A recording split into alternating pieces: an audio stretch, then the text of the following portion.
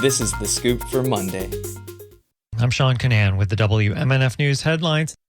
About 50 people gathered Friday night outside a North Tampa ice cream shop to honor the life of a 20-year-old Palestinian American from Tampa who was beaten to death by Israeli settlers this month in the West Bank. WMNF's Josh Holton reports that friends, family, and co-workers are demanding justice for Sayfollah Musallet. Free, free, free Palestine! Free Gaza! Free, free Gaza! Free, free, free Gaza! Free, free, free Gaza! They gathered outside a parking lot of Ice Screamin', the ice cream shop that Sayfollah Musallet ran in Tampa. Both Musallet and a Palestinian man, Mohammed Shalabi, were killed by Israeli settlers in a neighborhood raid. Hussein Mahdi was close friends with Musallet and said getting justice has been a challenge. Yeah, we're very frustrated, to be honest, because we're pretty much going up against a huge propaganda machine, especially when it comes to the U.S. government and the Israeli government. A matter of the fact is, Sayfollah, he's an American citizen. And, you know, we demand justice for him, but he's not the first American citizen as well to be killed in Palestine by settlers or the military.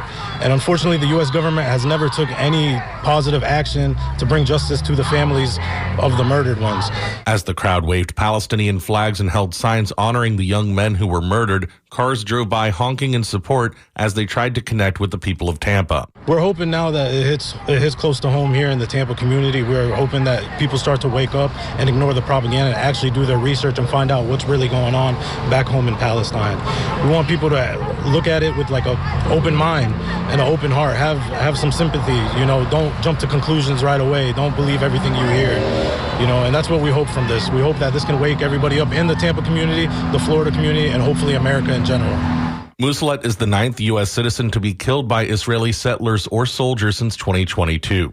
The United Nations High Commissioner for Human Rights has recorded the killings of at least 964 Palestinians by Israeli forces and settlers in the occupied West Bank since October 7, 2023.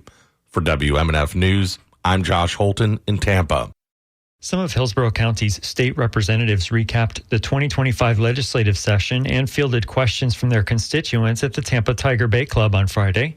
WMNF's Chris Young reports Republican Representative Susan Valdes faced heat for her decision to switch parties last year after losing a bid to chair the Hillsborough County Democratic Party. When asked about her switch, Representative Valdes said she had no regrets and would do it all again. I accomplished in 4 months what I was not able to accomplish in 7 years. She says the Democratic Party treated the Hispanic community like an afterthought and that Hispanic Democratic legislators did not create Spanish media. It's a claim that Democratic House Minority Leader Fentress Driscoll denied. I watched us build an entire, at least in our caucus, an entire Spanish language media and communication strategy, of which Representative Valdes, you were a huge part of that, right? I created it. Well, under my leadership and under my staff. The Florida Phoenix reports that a national exit poll survey of Hispanic voters in 10 states showed that only in Florida did Donald Trump win a majority of Latino voters over Kamala Harris. Also in attendance was Senator Darrell Roussan and Representatives Diane Hart and Michelle Rayner. But all Hillsborough legislators were invited, according to the Tampa Tiger Bay Club.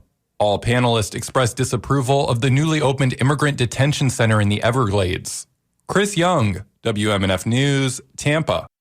A man who abducted a woman from a Bay County, Florida insurance office and killed her is scheduled for execution in Florida under a death warrant signed by Republican Governor Ron DeSantis. Cale Bates is set to die August 19th in the 10th execution scheduled for this year. DeSantis signed the warrant on Friday, just 3 days after the state executed Michael Bell. Bates' attorney said, "We believe his execution would violate the U.S. Constitution."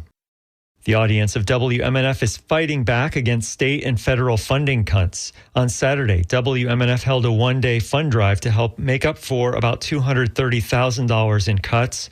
According to WMNF's development director, the station raised $280,000 through nearly 1,300 donations that day. It'll be hot today with a chance of an isolated afternoon thunderstorm and highs in the mid-90s. Tonight, partly cloudy, overnight lows in the high 70s. Tomorrow, scattered morning thunderstorms with highs in the high 80s. I'm Sean Canan with the WMNF News headlines.